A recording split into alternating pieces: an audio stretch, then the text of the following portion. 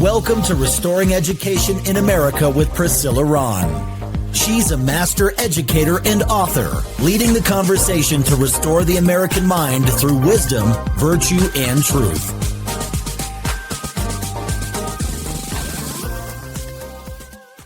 Well, hello, everybody. Welcome to Restoring Education in America. I'm your host, Priscilla Rahn, and I'm so thrilled you've decided to join the conversation today. It's America's 250th birthday, and I can't think of anything more exciting than starting a private classical school in the Centennial area this fall. It's called Excalibur Classical Academy, and their mission and vision is restoring America's heritage by developing servant leaders who are keepers and defenders of the principles of freedom. Please go to their website, excaliburclassicalacademy.org. They're doing information sessions and tours of the school, and we would love to meet you. Also, if you are a young teacher who would love to teach in a classical school, you can submit your resume to the website as well. But talking about classical education and America's 250th birthday, I am so excited to bring someone who I highly respect, who knows all about civics and classical education. And I'm going to welcome him to the stage right now. Welcome, Congressman Bob Schaffer. Hello. Hi, Priscilla. How are you today? I am great. I'm so excited to have you on. You're one of my most favorite people on the planet, and just to have this little bit of time with you is such a great honor, and I look up to you so much. But before we get too far into the conversation, I'm going to share a little bit of your bio with our listeners. Congressman Bob Schaffer is an American educator, businessman, and of course, former congressman from Colorado. A Republican, he represented Colorado's 4th Congressional District in the U.S. House of Representatives from 1997 to 2003. Where he was known for his conservative views and work on international human rights issues, including serving as co-chair of the Congressional Ukrainian Caucus. After leaving Congress, Schaffer remained active in public life and education policy, and in recent years, he has focused on education reform and leadership. Schaffer currently serves as headmaster of Liberty Common School in Fort Collins, Colorado, where he has been credited with fostering a rigorous academic environment and strong student performance. His work reflects a continued commitment to school choice, classical education, and academic excellence. We're not worthy. I always say this, not worthy of this. So, but where I first met you was through Leadership Program of the Rockies, and I had no idea what I was getting into. I mean, I kind of heard other people talk about this entity, but there's no substitute for going through it. So for our listeners, can you talk a little bit about Leadership Program of the Rockies and your role there? Sure. Well, LPR is a leadership development organization. It is kind of academic in its emphasis, nonpartisan, and it is geared toward adults, people who are already leaders in the public square somewhere. And I don't mean government. Public square, I mean in business. It could be in academia, it could be in media, could be in ministry. Wherever that happens to be, we try to find about 65 to 70 high-profile leaders throughout the state every year, and we've been doing this since around 2003. And we meet for 9 months for day-long classes, different areas in the metro area, and form a bond and a team of each class that goes through the program that stays in touch. And I'm sure you're in touch and have great relationships with those who are in your class. And we go through all the elements of citizenship and civic leadership, from capitalism, why capitalism is the American ideal for, and is a moral system of economic engagement and voluntary exchange and free markets. And also we go through not just a review and a refresher of the founding of the country and the philosophy of the Declaration of Independence, but we go into the philosophers who informed America's founders and try to understand them a little more deeply. Philosophical components that set America apart and the design and the vision of the United States of America from other countries in Europe and throughout the rest of the world, at least in the mind of America's founders. And we try to, the mind of the founders, that's a good phrase. We try to put ourselves in the mind of the founders to the greatest extent that we can through reading them and reading their own statements and remarks. But as I say, reading and learning more and more about the principles that informed them and brought them together there in Philadelphia in 1776 in the months leading up to July 4th, July 2nd, really, when they signed that declaration. And we try to bring those ideas forward to today so that we discuss strategies to try how to implement these principles of freedom into today's modern society and recover the country that our founders envisioned. So, yeah, when we think about the LPR experience and all of the things that we've learned, at the time that I was invited to join LPR, I was still in the teachers union. I was still very active in that organization, but I've always been a conservative and a Republican, but I didn't have the words to articulate a lot of the concepts. I wasn't making decisions based on principles. So I was stumbling around the things that I believed, and it would just shift based on how I felt. But LPR really helped me to understand the Constitution, the proper role of government. But let's shift that into education and the things that you taught us with all of your wealth in education. Can you expand a little bit more on what you think the proper role of government is when it comes to the space of education and parents? Sure. Well, government has a role in the education marketplace. It is, however, not the federal government that has a proper role in the marketplace. And I think that is where many Americans these days maybe miss the intention of what an American education system was intended to be and what it ought to be. It's hard for many people, youngsters, your age, let's say, younger. I say that as relative because I do remember I was a youngster at the time in the, would have been 1977, when the U.S. Department of Education was created. Prior to that, there was no U.S. Department of Education. All education authority rested with the states or with the people or local governments as the Constitution envisions and has envisioned over the majority span of America's history. This idea of federal management, federal meddling, federal laws in the place of public education is a relatively new concept in the American experience.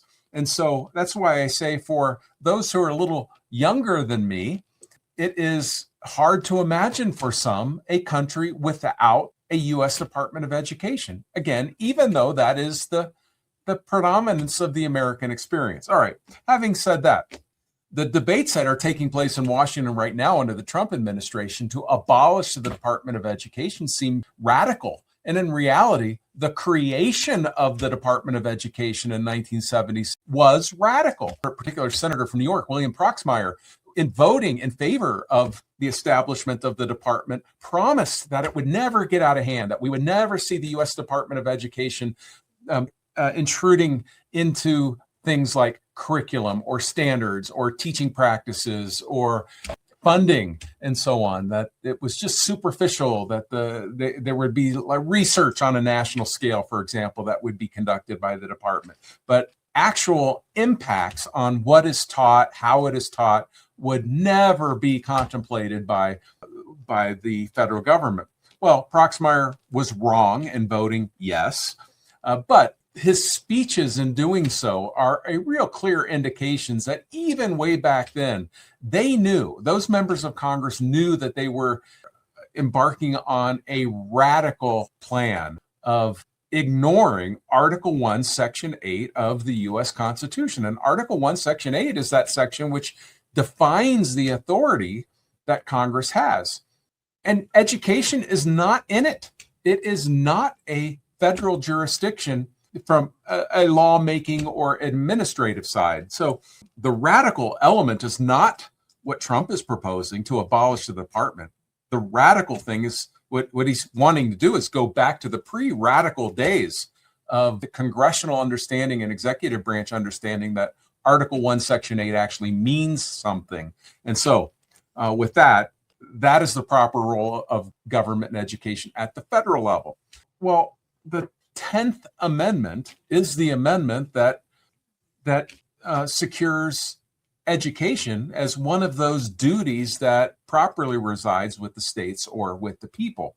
And so states, to varying degrees, have had education systems ever since the founding of the country, when the first 13 states did embark on different kinds of educational models at the state level. Virginia probably gets the greatest credit under Thomas Jefferson's view of what public education should be, but Benjamin Franklin also had a very definite view on what education should be for the masses. And over time, that was perfected and elevated at the state level. But that's the key phrase there, at the state level. It wasn't really until the 1970s that under the President Carter administration that the country began to experience a federal role in the management of schools. And different states have different approaches. Colorado is what is called a local control state. Now, this is under our state constitution. The state constitution gives all teaching authority to the districts. And there are 178 school districts in Colorado. Under our state constitution, local school districts have the authority to determine what is taught, what the curriculum should be. And the state distinctly has no authority over what should be taught in or what is to be taught in public schools.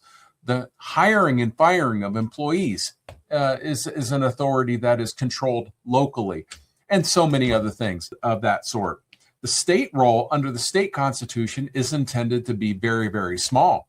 And in fact, when I got into the state legislature back in the late 80s, the big debate we had in those days was, is it appropriate for the level of state funding to ever exceed 50% of what ends up in the classroom? And we had these wonderful philosophical discussions about how awful it would be if the state funding exceeded 50%, because that would empower, the golden rule, he who spends the money controls the authority, the golden rule of politics, let's say.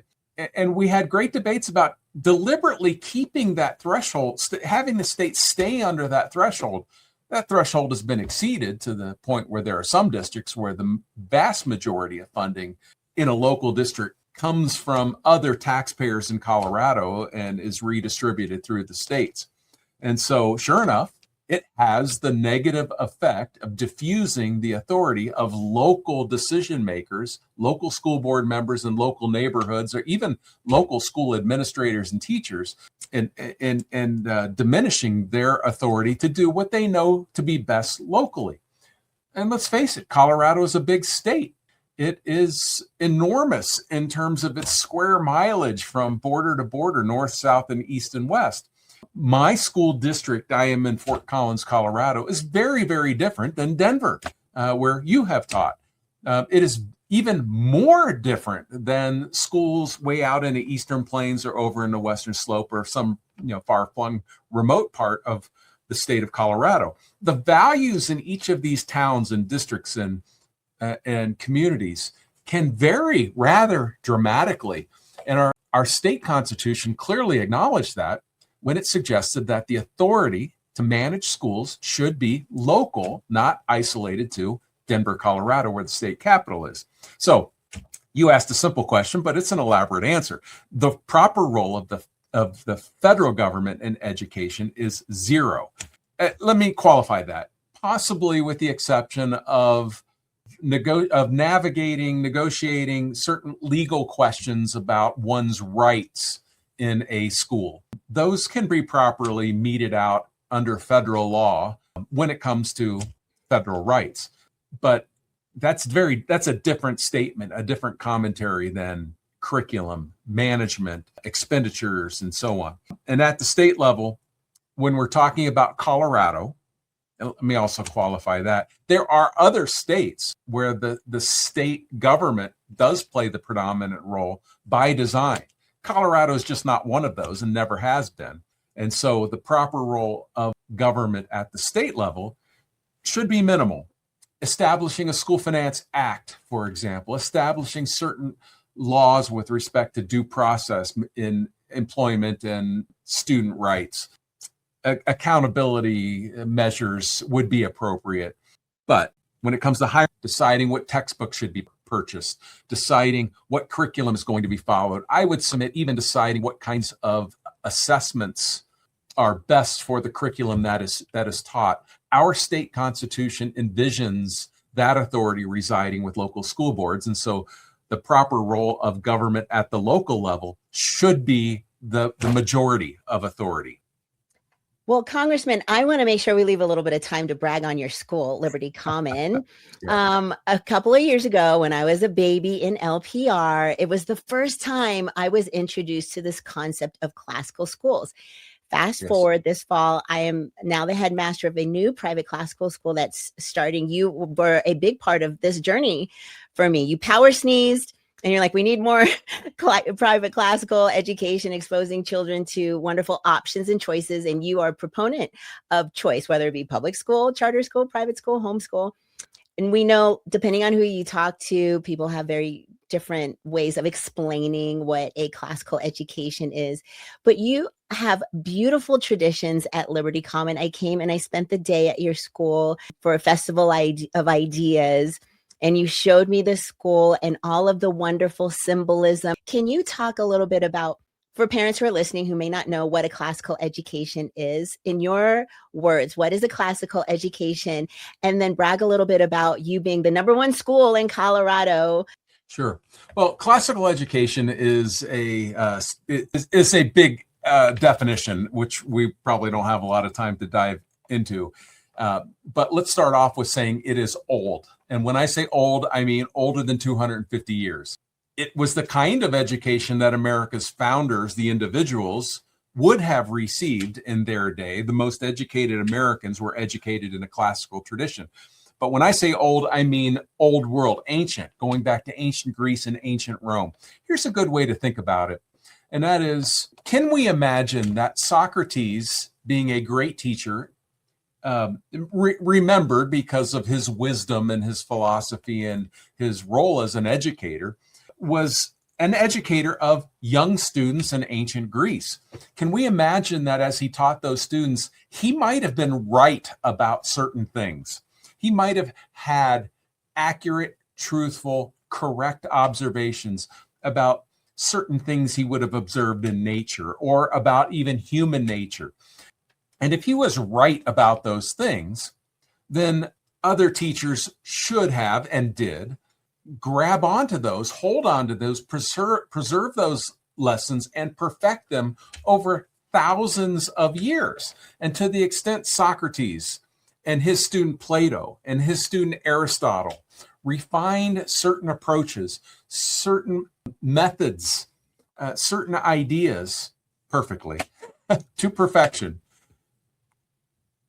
are those lessons perfect today? And the answer is yes.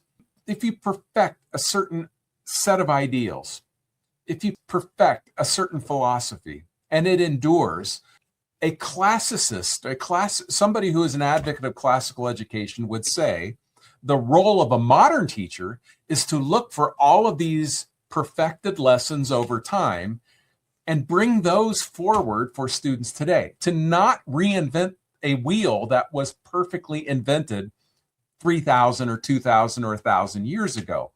And to bring all the new ideas, there are new scientific discoveries all the time, but a human should come to understand these things within the context of a Western canon and a Western tradition. And so it's how it is that the books on my shelf over here that you can't see, you can see a few of them up there. The books on the shelves in our school, how we know that they are good, that they are the proper books for a classical school. And the answer is because they follow a certain recognition that human nature never changes, that the human, being in nature, is a predictable being. We're a natural being. And so given that, certain emotions, certain virtues we can actually make laws about these things. We can actually understand man's reaction to certain circumstances. Fear,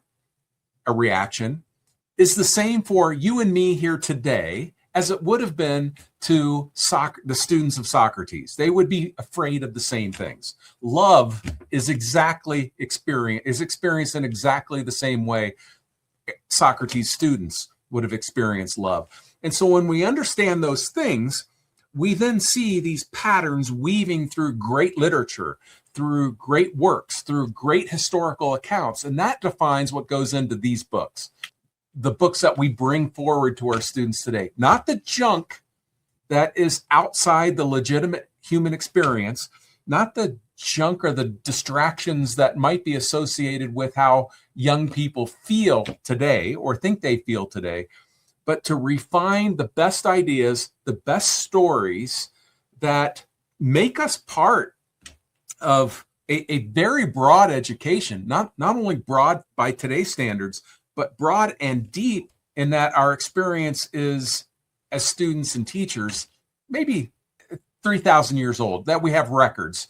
Education is older than that. But I'm talking about when education was thought of in a formalized context, actual schools and academies and lyceum, where a professional educator was employed to educate young people and transmit knowledge from one generation to the next. All right, I said I'd be brief about it. It's impossible to, but that in a nutshell is what is being rediscovered in America today. There is a resurgence, a renaissance in classical education. People want to know, they want their kids to be educated in the same rigorous and purposeful way as even America's founders were. And unfortunately, that's kind of scarce in America today, but becoming more and more common and prevalent as more and more parents discover that classical method is better than the experimentation that has been taking place in our country, going all the way back to let's say the 1900s, early 1900s is when we saw an injection of a Rousseau, Jean-Jacques Rousseau philosophy, John Dewey philosophy that has become a progressive romantic education system that defines most of public education today. Prudent parents want the old ways revived. And that's what we have been doing here at Liberty for almost 30 years, and why the school is the number one performing school in the state of Colorado year in and year out. It's so wonderful. I would encourage anybody who's interested in the classical model to call your school and request a tour and learn a little bit more about it. Because I think for someone like me who grew up in the public education system, when I initially heard of classical, you think of people with bow ties and it's very stuffy and it's way too cranial and there's too much reading and too much writing, but it is so enlightening and fun. Just seeing your teachers and your guests speaking in the breakouts at Festival Ideas and even asking the students questions. They were extremely articulate and you could tell they had a passion and they were talented. And it's not just about mathematics and reading and Latin. You have musicians, you have actors. It's a very, very broad liberal arts education. And when we talk about the trivium of grammar, logic, and rhetoric, you think, wow, how fun. When you start to dive into it, you can't stop learning about it and talking about it. And so like one of my favorite things now is to talk to different classical leaders and teachers from all over the nation to hear what they're doing. And I'm catching my second wind after 32 years of teaching in public education. I am so excited. I wake up every day. I'm exhausted of trying to start a school and the amount of emails that I get, but just the vision of what could be and what's happening. I have to tell you, more parents and more teachers need to get themselves immersed in this model. And I keep telling people, I am going to spend the rest of my life in the classical model because I believe it so much. I say, I got here as fast as I could. I mean, I wasn't in it, but I got here as fast as I could. And what would you say to encourage people who have been in public education and they might want to make this transition, but they're intimidated? What would you encourage them to do? Well, there are a handful of really good organizations throughout the country that exist to promote this renaissance in classical education. I would seek out any of them. But right here in Colorado, we get these kinds of inquiries from here in our part of the state and throughout Colorado and throughout the country all the time. So much so that our board of directors a few years ago asked me to spend considerable resources in creating a website that is useful for parents who send their kids here, but it accomplishes just what you asked, how to become more familiar. This is a school in real time, teaching in a classically oriented strategy with phenomenal success. And so you can visit our website, and many of the questions a parent would have are there. They can click throughout it and find examples of what is taught in each grade, how it is taught. There's lots of videos and things of that sort. So you can hear and see teachers talking about how a classical approach is delivered in a mathematics classroom or in a Latin classroom or in a history classroom, whatever the case may be. And so just that website alone, it promotes the school, but it was intended and constructed for the visitor who wants to learn more about our school and what we try to accomplish. And then we don't try to keep it all here. There's also a feature on that website that is intended for administrators and teachers who want to replicate all or part of what we accomplish here with lots of resources. So in terms of just getting comfortable and learning more, that's a great place to start in Colorado, is at www.libertycommon.org. The next thing would be to come visit. We're just in Fort Collins. We're not far away. We do visits on all of our campuses. I'm headmaster of our K through 12 system, which is 4 campuses now. And we do tours on all of those campuses throughout the week. And if you just tell me you're a friend of Priscilla Rahn, we'll do a custom tour whenever it's more convenient for you, and make sure we roll out the red carpet. But we do tours for people who are just curious, who are interested in enrolling their kids here, starting schools like ours, or just learning more. We do those kinds of things all the time. And the result is they do become more familiar, more comfortable, and get a firmer understanding of what classical education means once they've just walked through, and like you did, interacted with the students, and you can hear the results of this. You can hear the students reflecting back what classical education means for them and how it's animating their lives and pointing them into a direction of an optimistic future. Well, Congressman Bob Schaffer, we are out of time, unfortunately, and I could talk to you a lot longer, but I get to see you a lot. So right. We will continue this conversation. I'll be seeing you soon with your luncheon. Thank you so much for that. Headmaster of Liberty Common. And to my listeners, thank you so much for tuning in, and catch me next time. And remember, educating the mind without the heart is no education. So seek wisdom, cultivate virtue, and speak truth. Thanks for tuning in to Restoring Education in America with Priscilla Rahn. Visit PriscillaRahn.com to connect or learn how you can sponsor future episodes to keep this message of faith, freedom, and education on the air.